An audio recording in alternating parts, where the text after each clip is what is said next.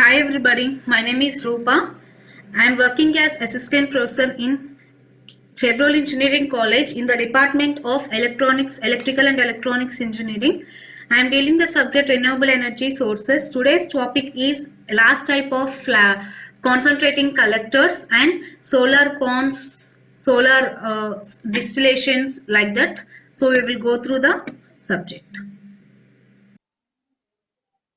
These are the next type of concentrating collectors, but these comes under non-focusing type. Until we see all the collectors of focusing type, but these are non-focusing type. So this is the simplest form of concentrating collector.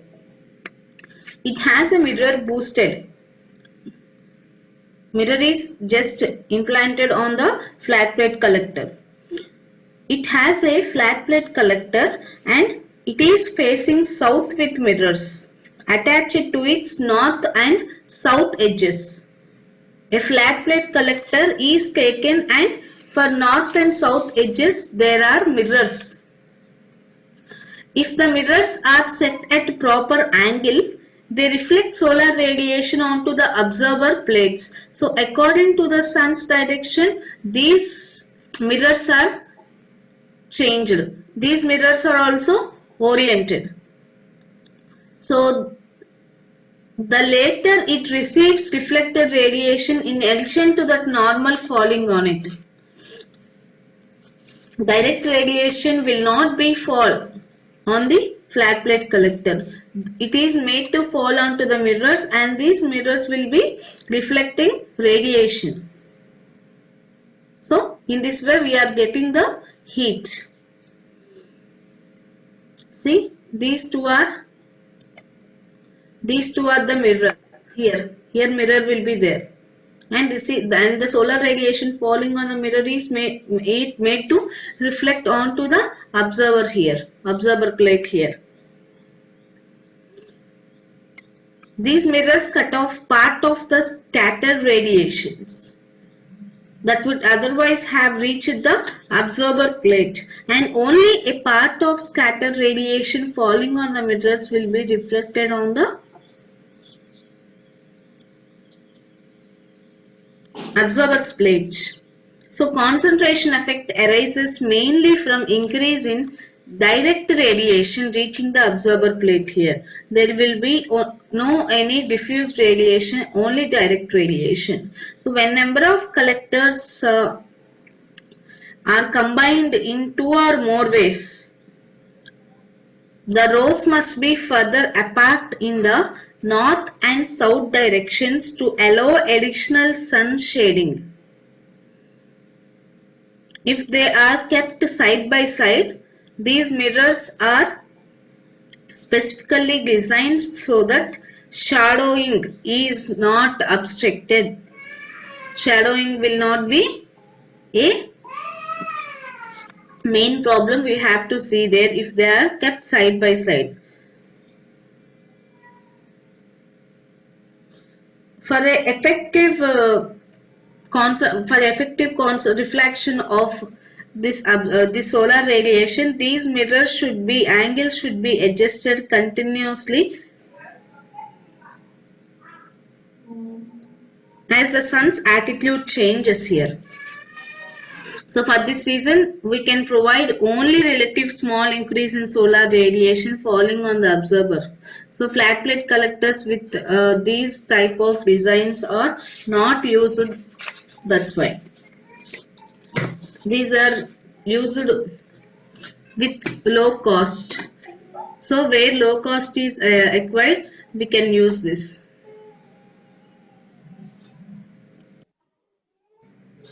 See, what we are seeing in the slide is a flat plate mirror collector. This is non-focusing type because all the radiation focusing on the observer plate is not 100%. So if you see in this last figure, it is non-focusing type. All the solar radiations are not concentrated onto a focus point. So it is distributed into spaces, three types of spaces. This one, slide one, and this straight one, and again slide one. So it is a distributed So direct diffusion is not included here. So these are the practical flat plate collectors. Here these two are mirrors. This is the observer plate. Entire solar radiation is not directing upon to the flat plate conductor. See here, the absorption is coming from the mirrors like this. So only some area, to extent of some area only, direct solar radiation is received by the flat plate collector.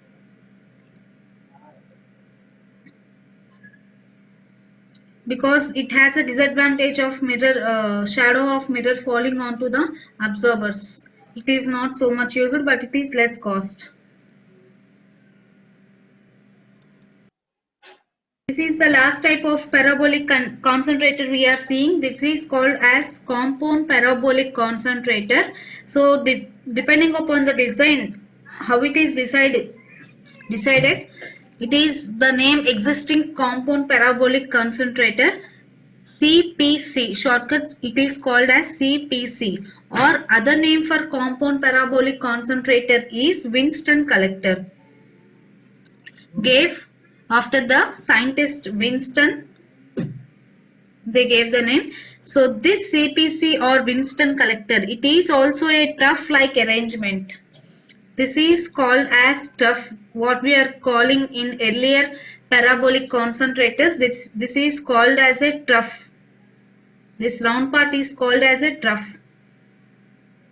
And it is normally having two types of parabolic mirrors, two facing. This is first mirror and this is second mirror. As they are in the shape of parabola, this is also called as compound parabolic concentrator. And the down one, this dark position, is called as observer. It also comes under non-focusing. We are having two types, right? Focusing and non-focusing. And last one I have discussed, flat plate mirror collector. This is also a non-focusing type. And coming to this compound parabolic concentrator, it also comes under the category non-focusing type. But solar radiations from many directions is reflected towards the bottom of the trough. So solar radiations from this side and this side, all the solar radiations that are falling onto the mirrors are reflected back to this observer.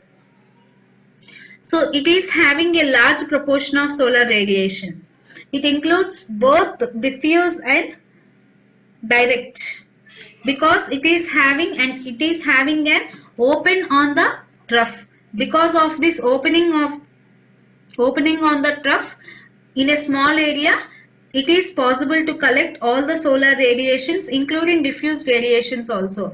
Actually, in before one we are getting only direct type of radiations. So in this we can collect all the direct and diffuse. Diffuse are beam radiations.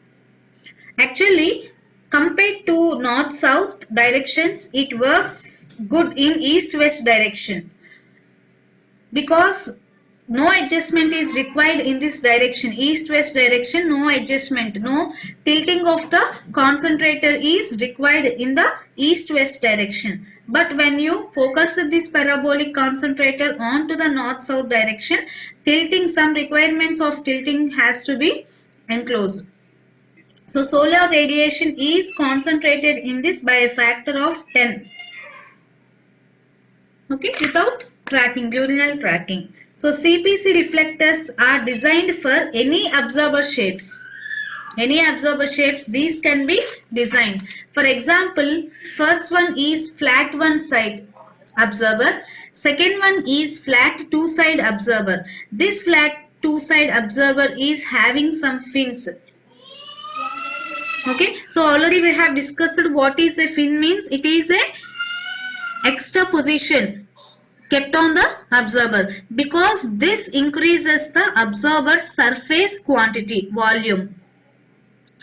And third type is, first one is flat one side observer, second one is flat two side observers with fins, and third one is wedge like observer, and fourth one is tubular observers. So these type, what is the desired there, what is the quantity, what is the work you are doing, destination we are doing, depending upon the work it is allotted, these designs, observer designs, are selected.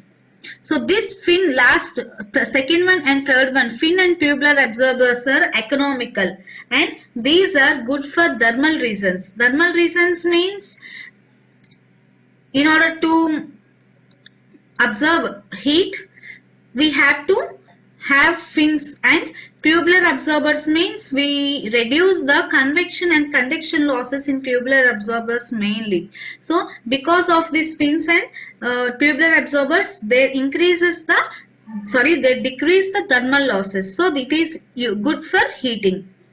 So with concentrated tubular, if you take the tubular absorber as a concentrated tubular absorber with an evacuated jacket means we are taking a Pyrex glass on the receiver pipe, so that is called as a jacket.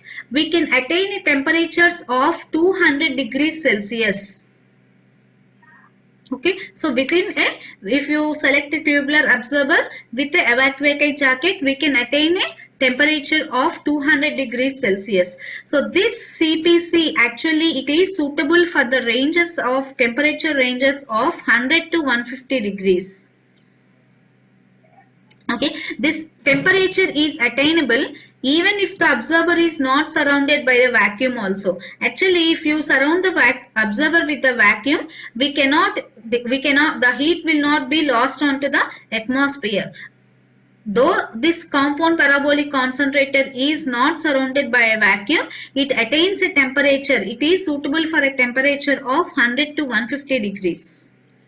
So 100 to 150 degrees is a suitable temperature, but they can be worked at 300 degrees temperature also in Celsius. 300 degrees Celsius temperature also required when required.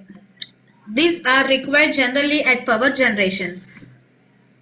So now we will see what are the advantages. See, before seeing the advantages, we will see practically the compound parabolic concentrators.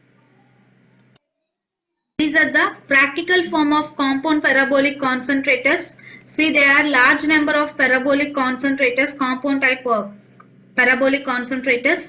These are connected end to end, that means in series, and this row is connected in parallel with this row. So heat exchange will be transferred from this to through the receiver pipes and to the tanks here. See, these are all compound parabolic concentrators. See the trough shape, it is as shown in the before slide diagram. It is like this U shape, and we are having a open on the trough here. So all the solar radiations from this side and this side will be concentrated onto the black coated chrome trough. So at down, this is the observer. This is the observer. So it absorbs the solar radiations that is absorbed by this trough, and it transfers it to heat, and it travels, the heat will be traveling through this receiver pipe, observer pipe.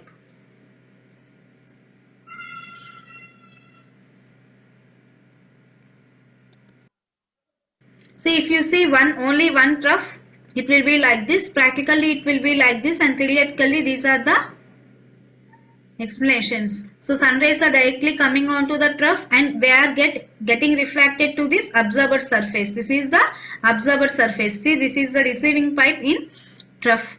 We can see here clearly. This is the trough. Solar radiations will be concentrated on these areas, these two areas beside the trough.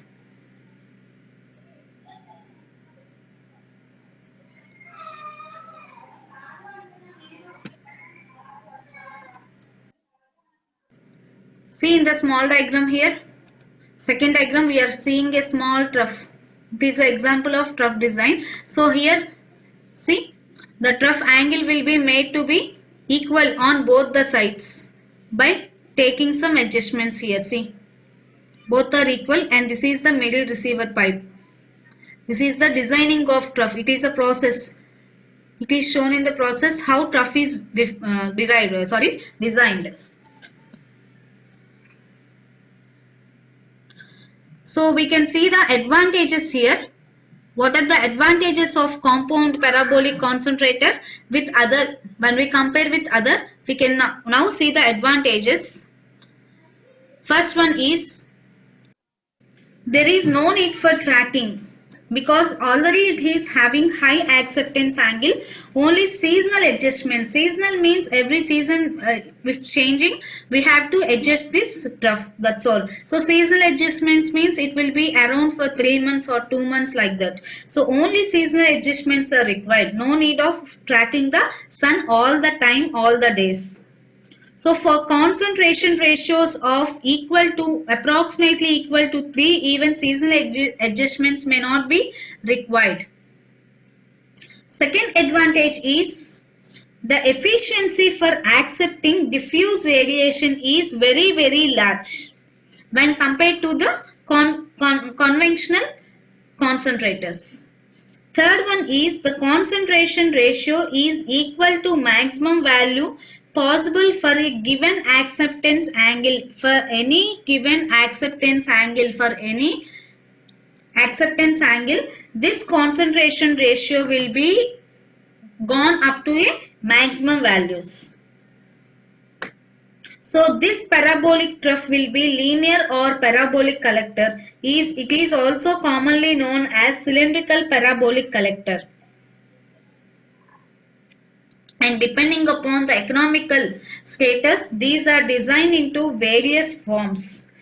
These all the forms are available nowadays. So out of all the configurations described so far, until we discussed all the configurations of focusing and non-focusing type of collectors. In focusing we are going into depth into subtypes in the focusing and subtypes in non-focusing. So out of all the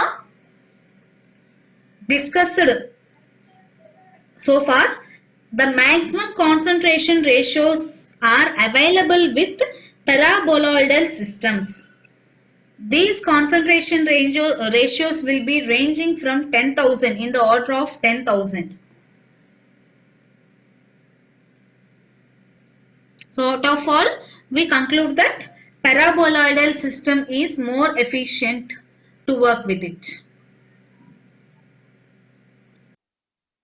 We will see the advantages and disadvantages of concentrating collectors over flat plate type collectors. So already we discussed the flat plate collectors and both the concentrating collectors, and we are always, while describing the concentrating collectors, we are overcoming the disadvantages in the flat plate collectors. So we are comparing the concentrating collectors with the flat plate collectors and describing the advantages here.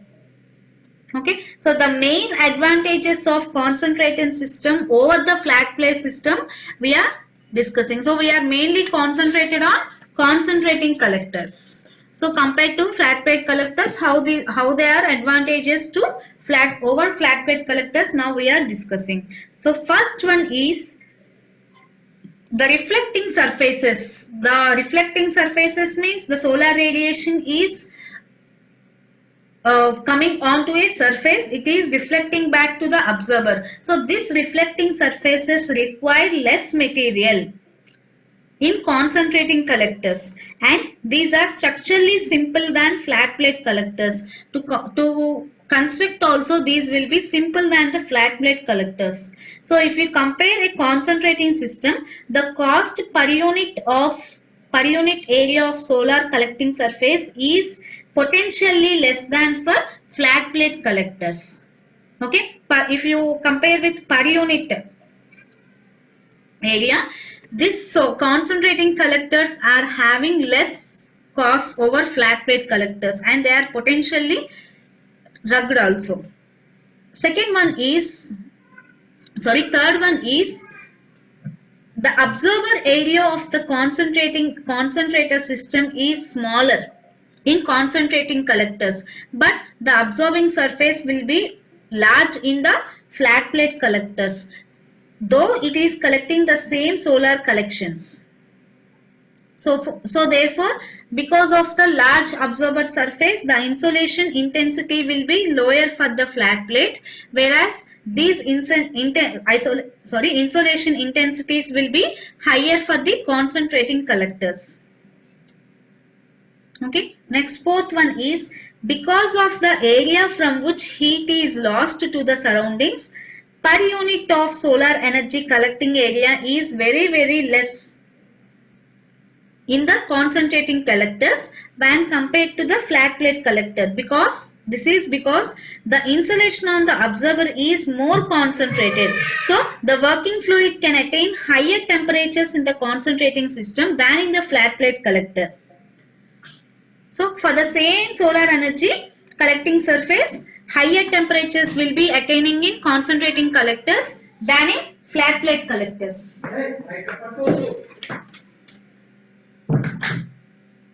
And next one is, fifth one is, because this concentrating collector is subjected to a small area of observer per unit of solar energy collecting area, the selective surface treatment or vacuum insulation to reduce the heat losses are less here in concentrating collectors. But so these less rates increase the collector efficiency and these are economically feasible.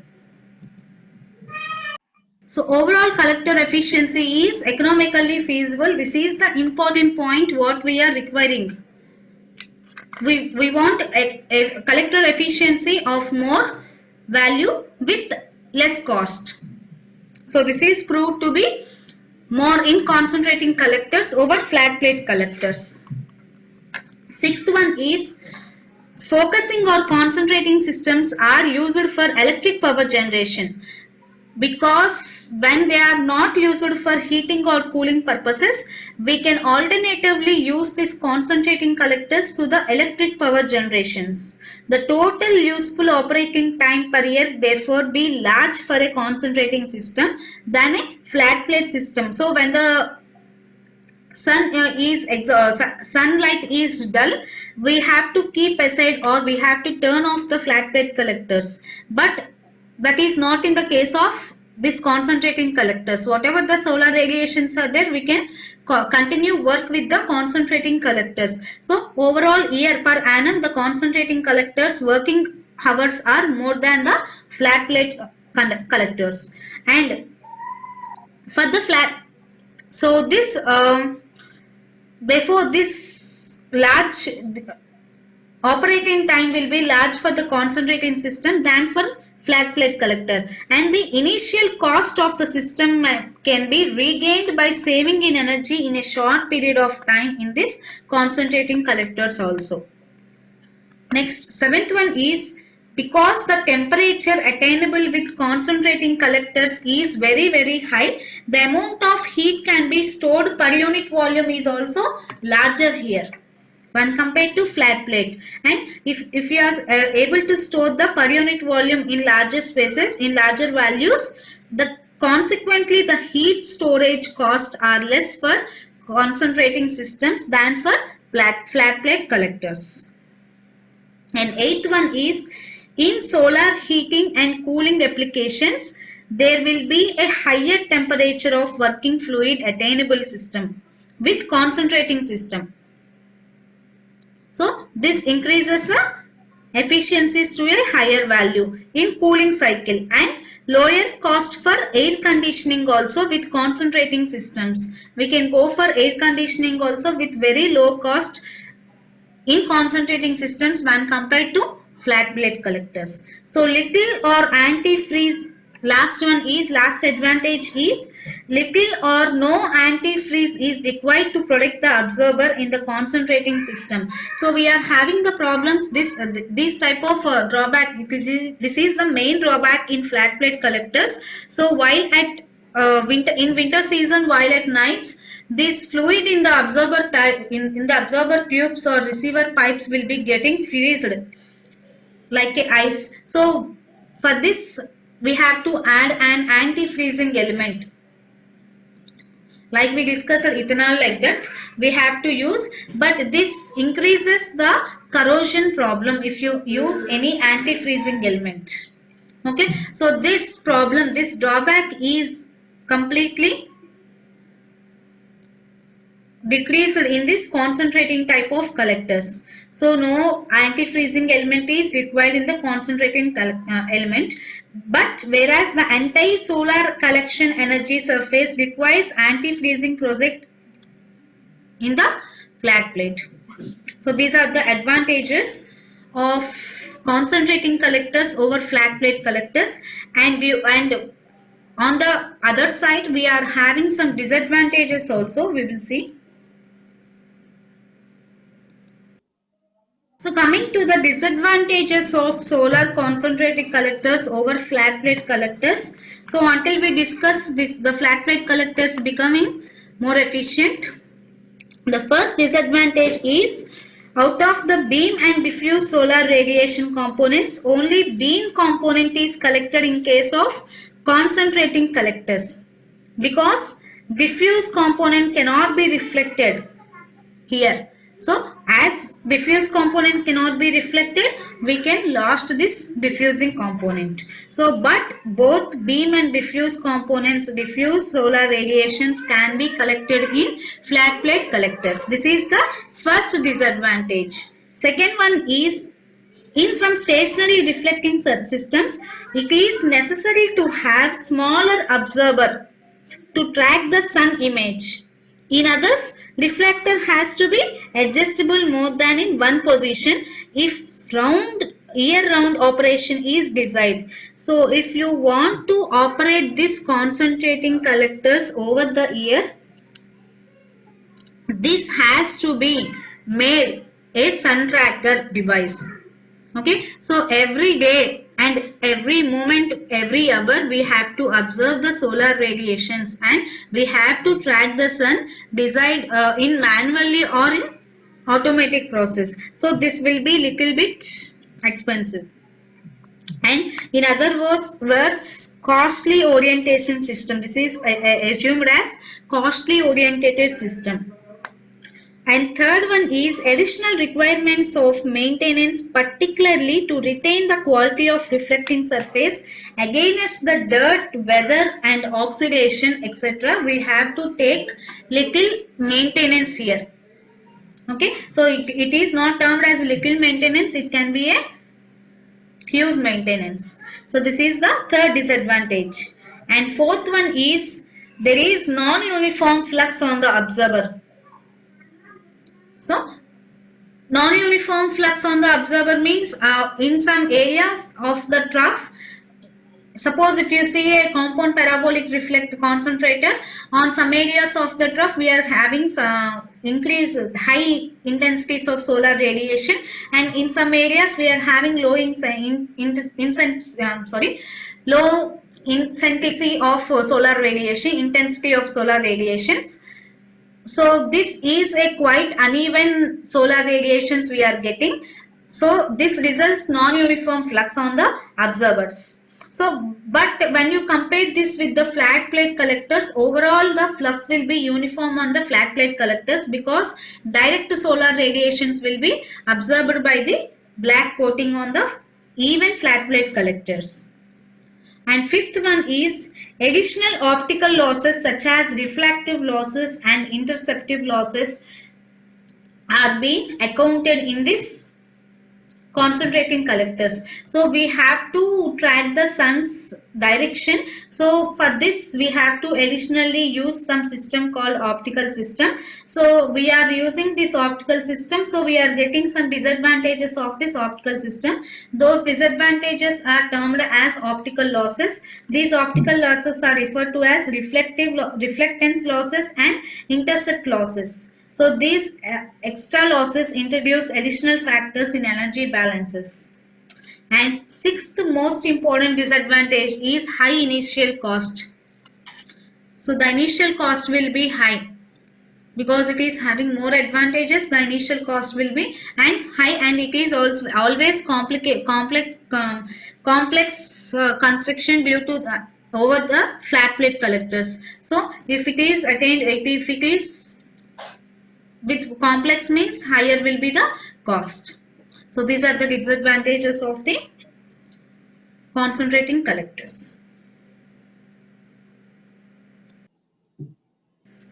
Next topic is solar ponds. These solar ponds have multiple ways of using. So these are used for collecting and storing the collected energy from the solar radiations. So actually it is a natural or artificial body of water used for collecting and absorbing the solar radiation, and again it stores that as a form of heat. This is a solar pond. So this is combining with, so thus the solar pond is combining with solar energy collection, and it is heating, sorry, it is storing the heat sensibly. Okay, so very simplest type of solar pond is a shallow solar pond. It is a shallow solar pond, simplest type. It is about 5 to 10 centimeters deep and with a radiation absorbing of E-black plastic. E-black plastic, we are having this E-black plastic coating at the bottom only. So if you see in the diagram, we can see we have the idea of the solar ponds. So this is a small shallow solar pond. Here this is the surface zone. This one, this here water will be circulating from up and down. This is the insulation zone and this is the storage zone. So cool water in, hot water out. Okay, so these are the this hot water will be going down and fresh cool water will be going up.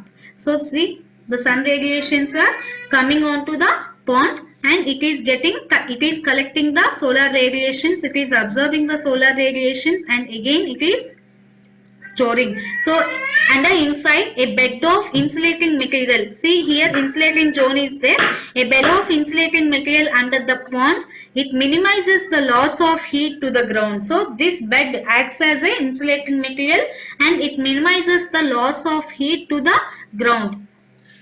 It avoids the loss of heat going into the ground. So, and a curved cover, this is lining, a curved cover is made. It is made up of transparent fiber glass. This lining is made up of transparent fiber glass. So it permits entry of solar radiation from the top here.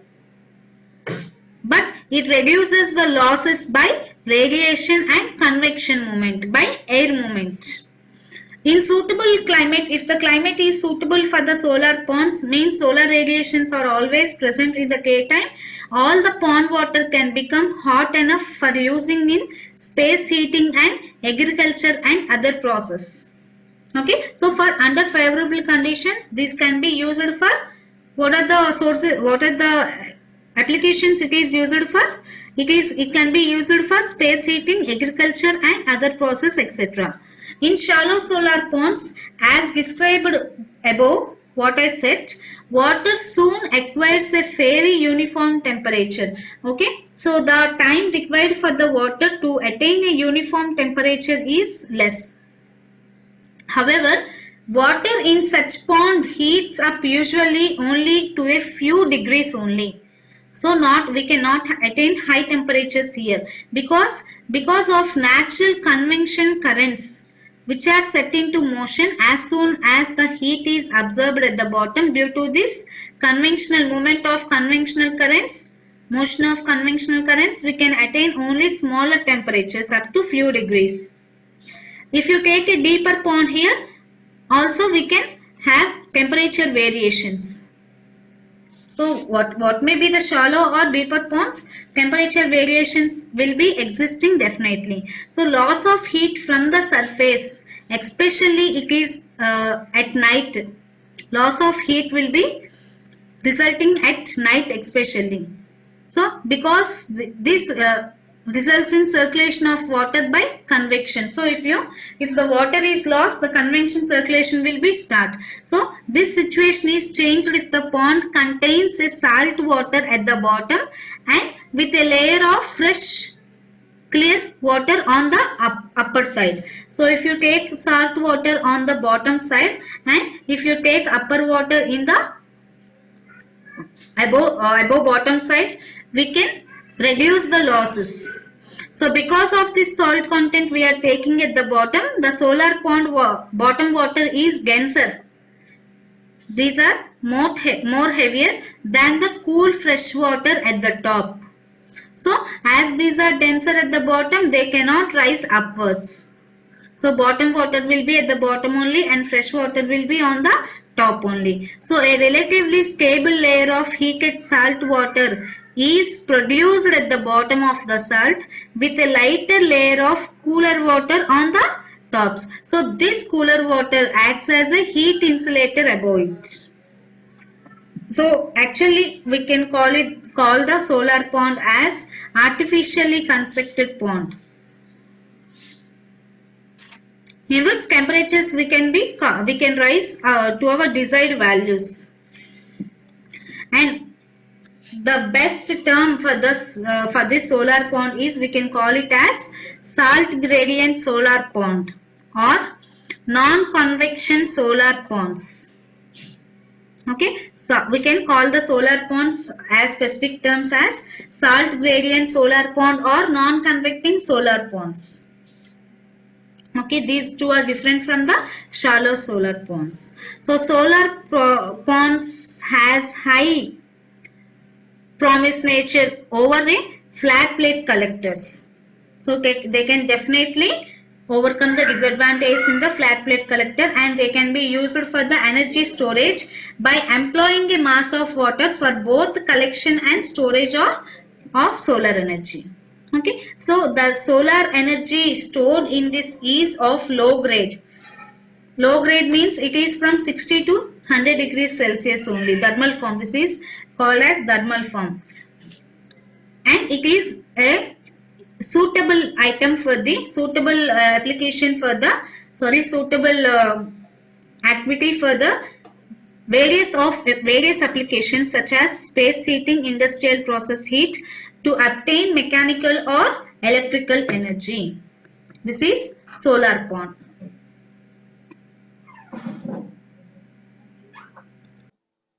So many researches are going on the pond. So these ponds have been studied experimentally and analytically at the National Physical Laboratory of Israel and by various other countries also. So a scientist called Tabor in 1964, he outlines the general concepts and the major problems of these solar ponds. After that, Tabor and Metz in 1965, they carried out theoretical investigations of underlying physics of solar pond, and they had done the laboratory and field test also to study main factors affecting the pond performances. So at MT Stoltenbach 1968, he developed numerical methods to predict the temperature distributions within these solar ponds. These are the various researchers, and a group of Russian scientists at Uzbek SSK Academy of Science in 1973, they has been actively engaged in very detailed and sophisticated research of the relevant physics in the solar ponds. Coming to our India, in India, Dr. G.C. Jain in 1973, he has designed and he had designed and his operating a solar pond. He has designed a design to operate a solar pond for use in production of salt at Central Salt and Marine Chemical Research Institute in Bhavnagar. This is the research done in India. Next, at last, work has also been done at Pondicherry, where experimental studies have been conducted onto a pond 100 meters square in area and 2 meters in depth. So under this depth, experiments have been done on this solar pond. These are the researches going on and still going on the solar ponds. Hi everybody, my name is Rupa, working as assistant